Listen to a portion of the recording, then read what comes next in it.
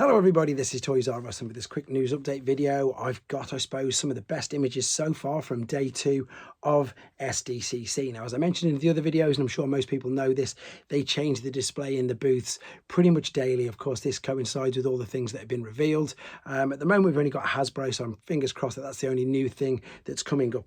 So these are the figures that we got, I suppose, officially revealed the other day. So there's the booth that you can see. We've got Ultra Magnus in there. So I know we've seen images of these figures before, but these are actually, now when I say in hand, I obviously don't mean my in hand images. I mean they're actually on the shelves in front of you, what you can see there, whereas the other images that we've got, of course, are all the professional ones, which do look good, but it's still nice to see these, you know, right in front of you. You can see these photos are courtesy of TFW 2005.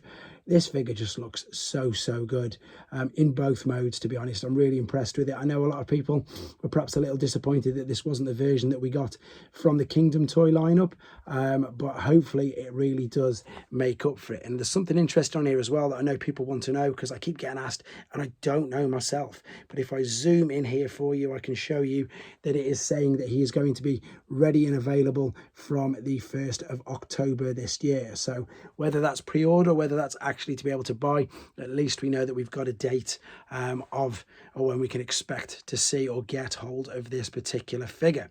Moving on, these I think personally, I think it's when he's going to be physically available, because the other things that were revealed, these 2-packs, you can see there the Autobot Javelin, it says available there again, same date, 1st of October 2023. Now I was actually able to, and I know that people in America can pre-order these already on Hasbro Pulse, so I'm thinking that the pre-orders are going to come live for the others soon, because the other figures, these ones in particular, they're going to be available, and they're going to be dispatching these on the 1st of October, which it says on all the cards of these that are littered in the booth in the display on Hasbro.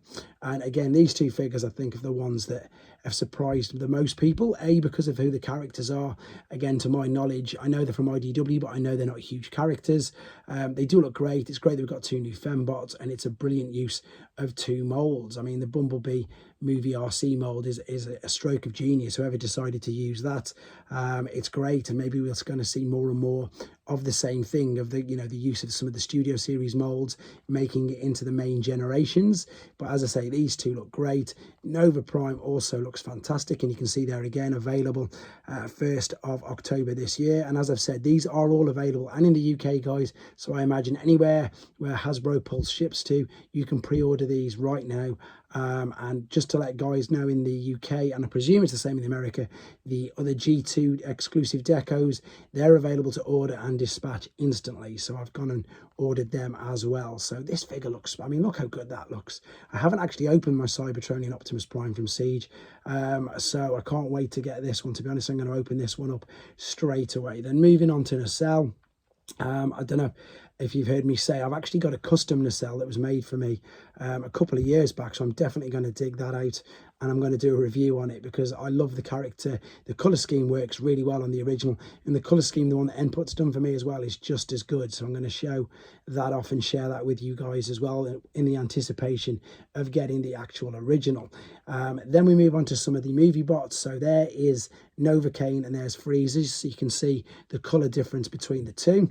There is Novocaine zoomed in a little more. You can tell definitely now the difference between the colours of them.